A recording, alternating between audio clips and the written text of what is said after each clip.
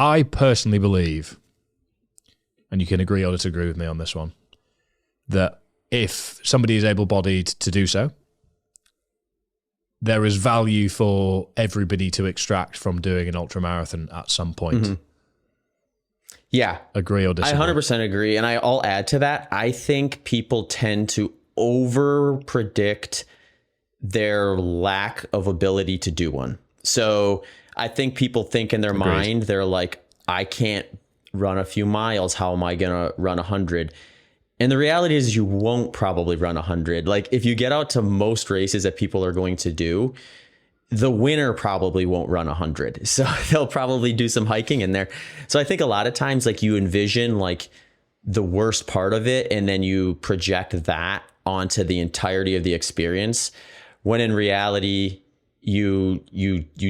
it's not that the whole thing isn't like that. So cutoffs are generally pretty generous. I mean, you can find some tough ones for sure, but you can find races where the cutoffs are pretty generous to the degree where like if you're moving 2 or 3 miles per hour, they'll let you stay out there.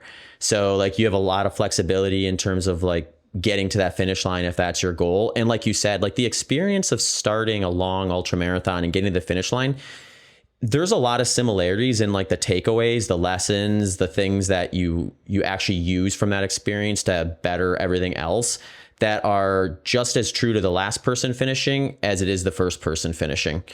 And I think it's just like the number of things I've mapped into my own things in life outside of running from the process of training and navigating races and things like that are essentially endless at this point in time. So I always think about like, how do you get people that experience so they can start seeing that process and really kind of considering how do I use this sort of framework to, better my business, better, my organization on something else, or even just like getting yourself better prepared for a different hobby or interest that you have down the road. I think there's a lot of value adds there.